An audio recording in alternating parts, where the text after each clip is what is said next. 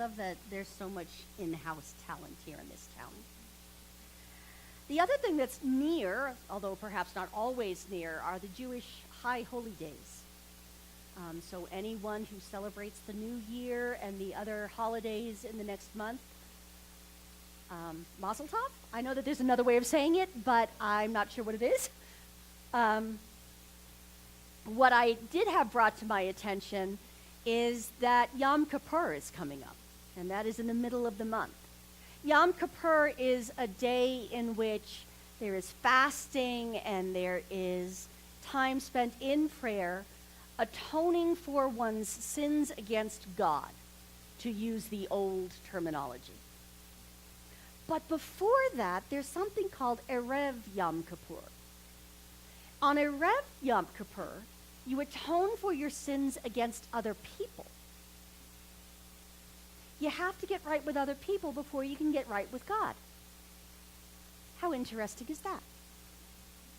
Now, to translate this into the way we talk, our sins are our false thoughts about the divine. And all of us have those.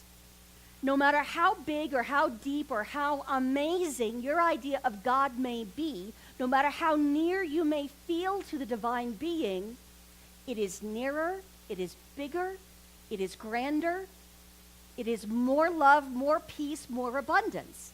And so we all have a limited kind of a pinhole view of the divine while we're in these bodies. And it is far more in love with us, each of us individually, than we can possibly understand.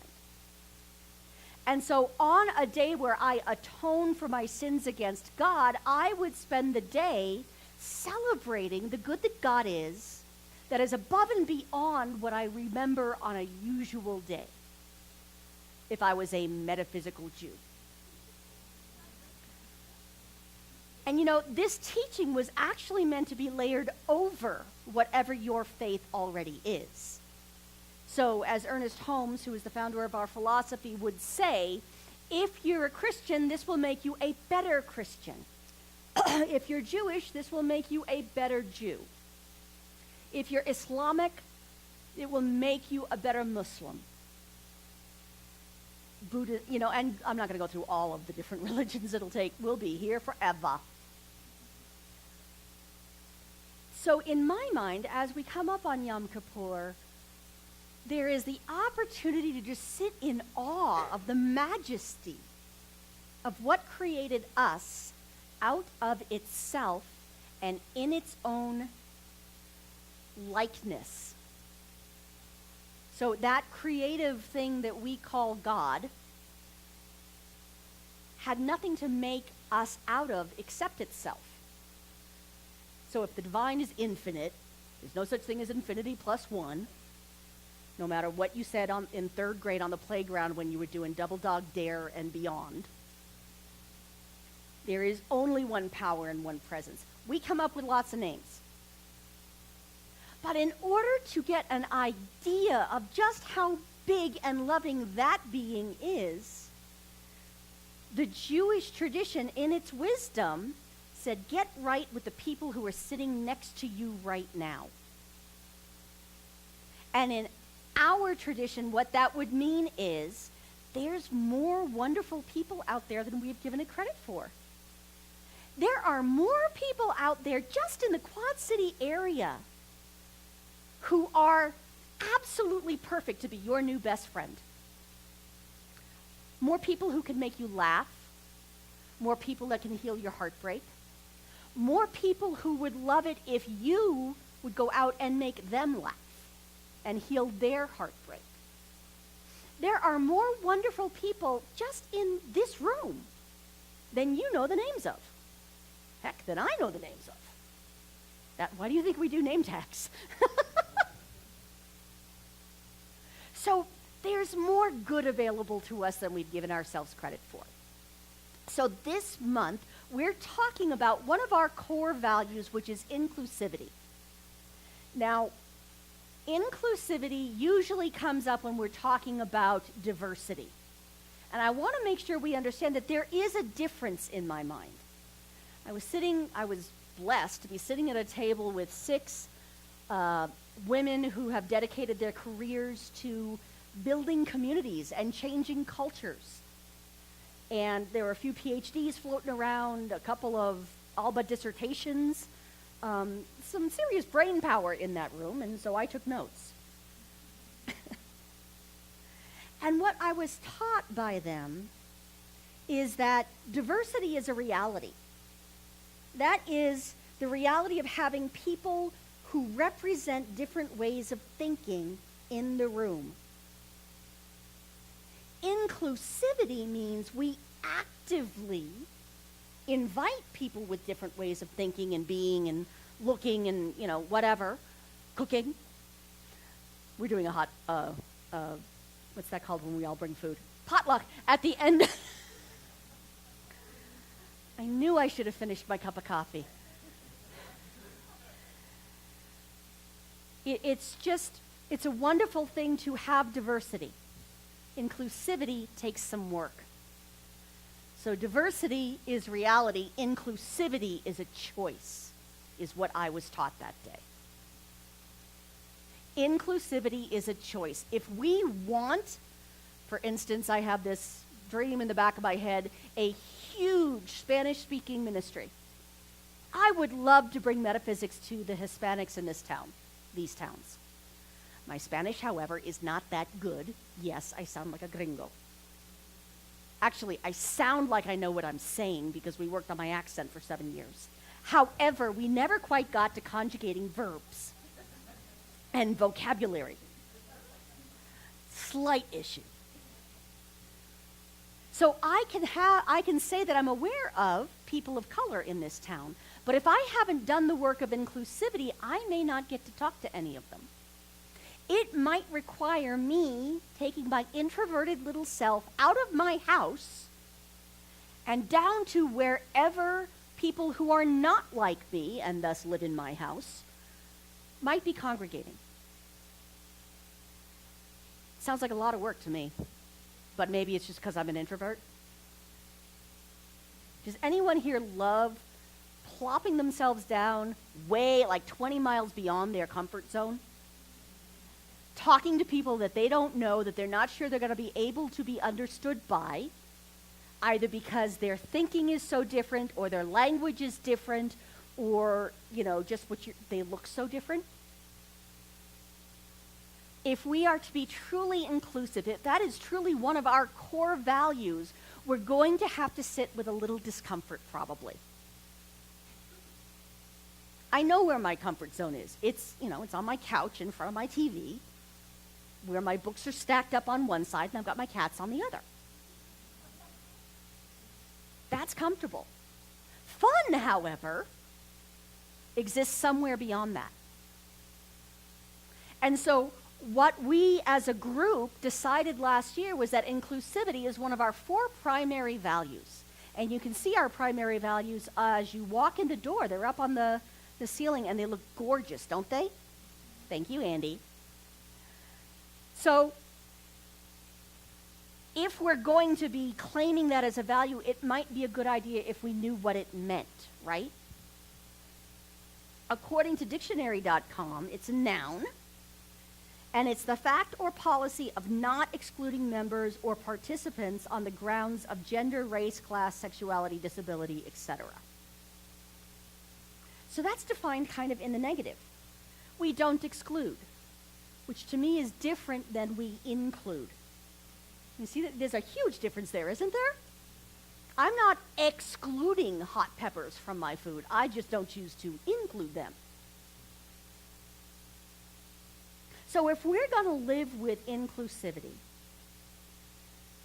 for one thing, it's more than just color or sexuality. I'm aware that we are one of 5 what's called safe congregations in this town. 5. The LGBTQ community has us on an actual list saying it's safe to come here and you won't get thrown out for being gay or queer or whatever. As a matter of fact, I love the fact that we are safe. I had to sit this week with, how are we being inclusive? Are we doing anything actively to include them? I don't know. Maybe if there's more to be done, somebody will feel called to do that. On a different level, we have had issues in the past here where we didn't have it set up to take care of babies. So the mom would bring her little one, who was about 1, in and kind of sit back in the back and try and keep her quiet. The trouble was I would get distracted, and I'd be up here. I'm supposed to be working. I'm playing with the baby. And so would everybody in that entire back corner of the room. We have a lot of grandparents who are jonesing for the little ones around here. But we didn't do what it took to include that child in a way that was appropriate. She's like this big now, by the way. She came back to visit. So there's a lot to do. What if there is somebody in this congregation who votes with a different party than you? Oh, no, not that. What if there's somebody who has a different idea about diversity and race relations? I was talking to somebody I love a lot and have a huge amount of respect for, and he said something to the effect of, I don't see color. Now, I've heard a lot of people say that, but I've never heard a person of color say that. And it made me sit with it for a minute. Wow. I remember saying that myself and going, how much did I offend the people of color around me? Because I just negated their experience. I don't know. I know that I have seen diversity trainings get done really well and really badly. Has anyone been in one of those diversity trainings where it's just awful and you can't wait for it to leave, and if your boss didn't say you had to be there, you would not be there? Try going to it with 30 lawyers who are annoyed and behind on their work. When we had the sexual harassment training, I think they took it as how to.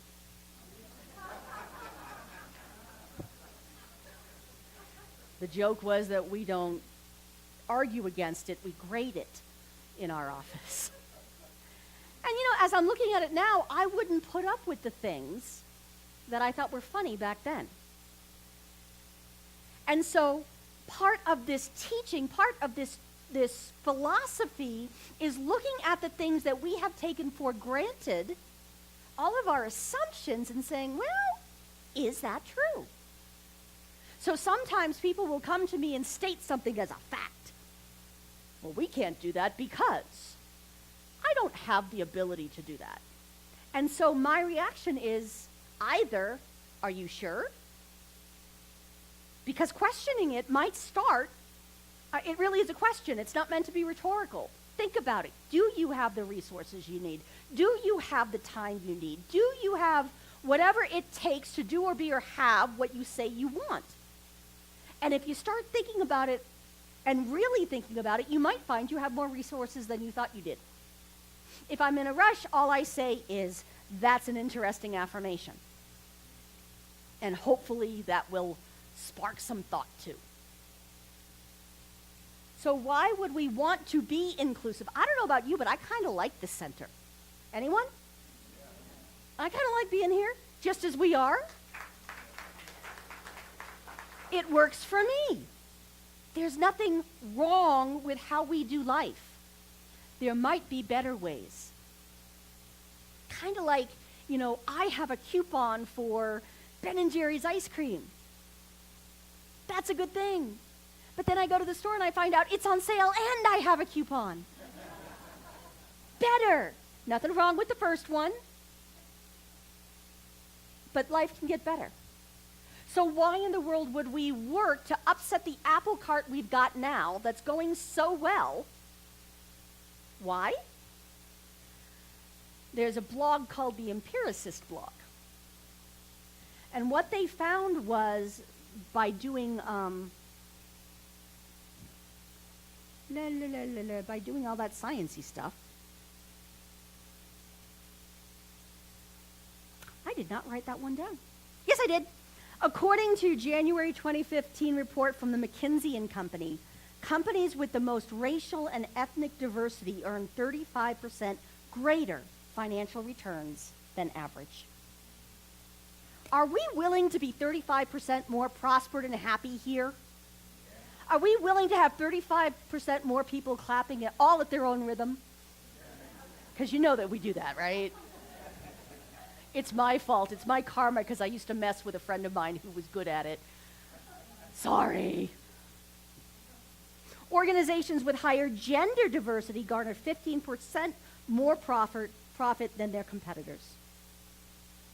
And so when we talk about inclusivity, it is thought of as the mental and emotional processes by which we focus on common ground with others, build empathy for other perspectives, and have gratitude for the opportunity to learn from people who come from a wide array of backgrounds and personal histories.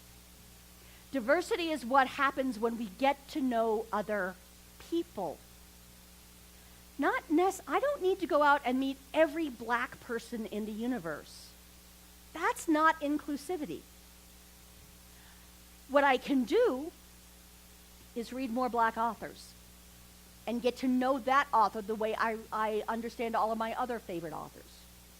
I can sit down next to a friend who happens to be black and ask them to explain stuff to me. Hopefully, because they're my friend, they're not going to look at me like, you really, really, really are stupid, Kathleen. What do you mean when you say? What does a giving dap mean? I still don't know. I keep forgetting to look it up. So there are these trainings we do often. We had one last year that was offered by Centers for Spiritual Living on diversity.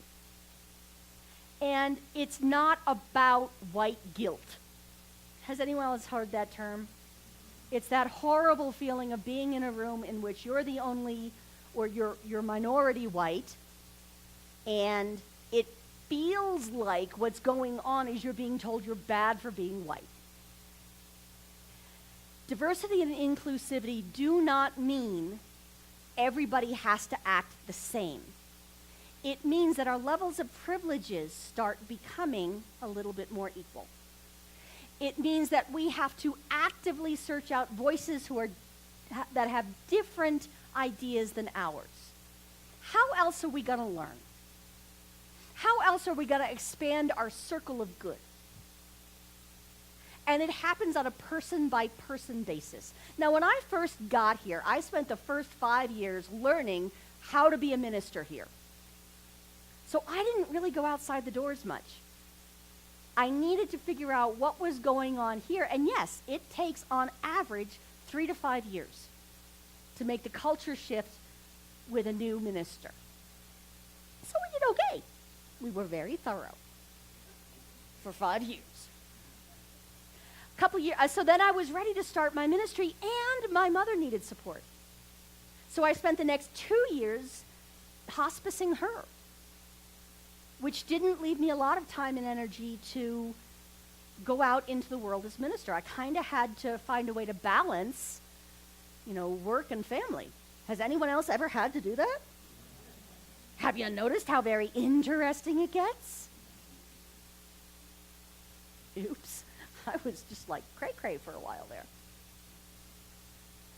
Ernest Holmes says the first thing to do is to love everybody.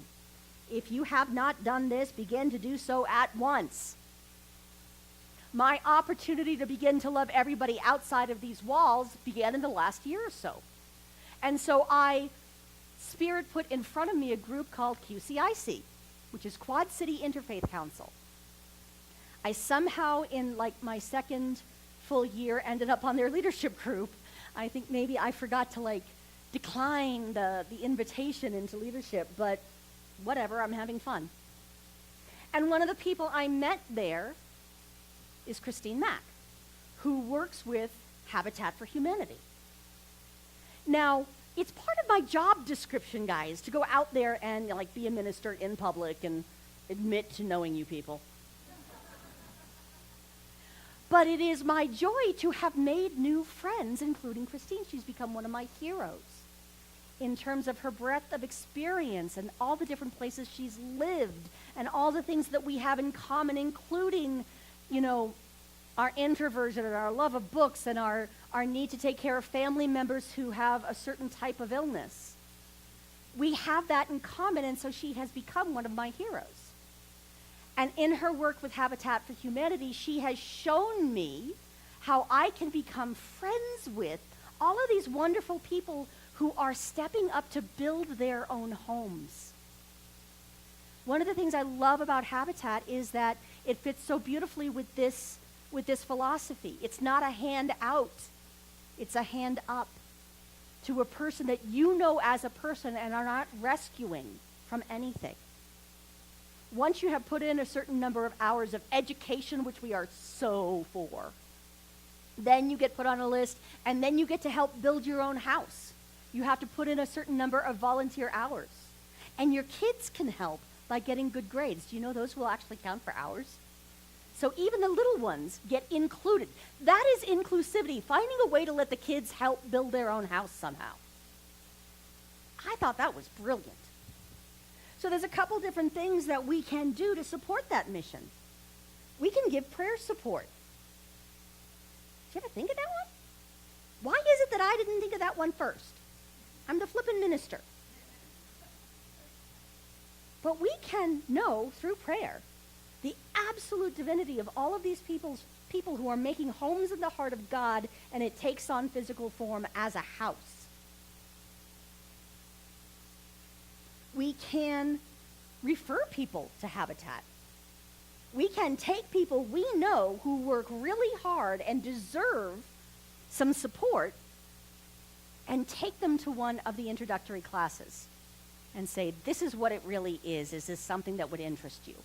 Is this something you would qualify for? How many of us have friends that we would love to see in a more stable financial position? Any of us? Because we're all bajillionaires here in Prescott, right? I can think of lots of people who are working their collective tukuses off. That's the only Yiddish I actually know. And somehow they can't get ahead. They deserve to know about this program. Another thing I love about this is that, Tool Belts and Tuxedos, which is the yearly gala, it happens November 3rd, which is a Saturday, and we have 4 seats left at our table. There's a group of us from this center going. And so if you're interested in that, please come see me personally. There are 10 seats per table. And that is a hard cutoff. 9 times out of 10 in our group, you just kind of make your own line and sign it at the bottom. We're not going to do that with this because it's a table. There's only so many chairs. Christine shared with me that part of her call to this kind of work is remembering that Mother Teresa wrote to do small, ordinary things with great love. Smiling and reaching out to someone you don't know is a small, ordinary thing that you can do with great love. She also shared with me that a Habitat? It sounds like they've got the little habit trail going. A homeowner recently told her that her house means freedom and safety. She's safe in her house. She is a quadriplegic and paraplegic. Wow, I just did a healing. I took somebody from quad to para. But the thing is, if the door isn't built to get your wheelchair through it and you can't feel your legs, it is possible to break your foot and not know. Her entire house was built so that she could live in it from the height of her wheelchair. That is inclusivity. That is taking into account the wants and needs and desires of people who I'm not going to think of it because I'm standing up. Now, I might be the same height, as some of you have pointed out, as somebody who's sitting down. But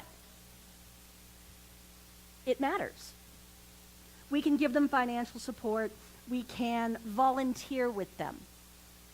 There's so much we can be doing. And what I noticed when I look at the volunteers, they're having fun. Did you know that you can volunteer at something fun? It doesn't have to feel like, somebody standing over you with a stick and saying, if you don't go do this, you're going to hell because you're not being good enough to people. I'm very sorry to tell you newbies, I don't have a heaven to send you to or a hell to threaten you with. We don't believe in hell. Hell is something we create for ourselves here, now, and we can get out of it just as easily. So when we talk about inclusivity, there's a lot more to it than just the race issue or just the gender issue. There is each of us stepping outside of our comfort zone to talk to somebody who doesn't look or sound like us, and in that way make a new soul connection. And I am so grateful that I am at that point in my career where that's what I'm doing here in this town. I get to meet all of these wonderful people. And many of them actually get my jokes. It's wonderful. So at this time, what we're going to do is include all of us in prayer. Because we pray differently here. This is not us asking something far, far away for something to get fixed. This is us recognizing the inclusion of the one mind, the one power, the one presence as us in this very room. Nearer than hands and feet. Or in Islam, it's nearer than your jugular vein. It's pretty darn close. And so from this place of oneness, from this place of sharing in the divine mind, I do recognize the presence of God, the presence of good. And I recognize our oneness with that good. We are all made up of God's stuff, and the life that we live is the life energy of God itself animating these bodies. And as there is one God, all of those beautiful people that we walk by every single day, some of whom we interact with and some of whom not so much, they are all the divine being. They have all of the same loves and wishes and wants that we have.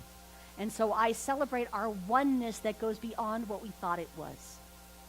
I celebrate including all of the beautiful, magnificent souls that surround us in love and a web of support and good and shared experience and shared resources.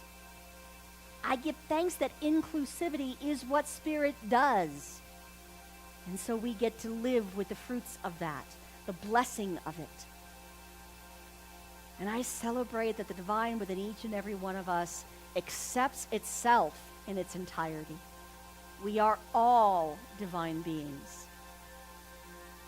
And that is the good, that is the healing, that is the prosperity that many of us thought we had to look for outside. And I'm just so grateful that Spirit does this, that grace happens whether we think we deserve it or not. I celebrate that good, I bless it, and so it is.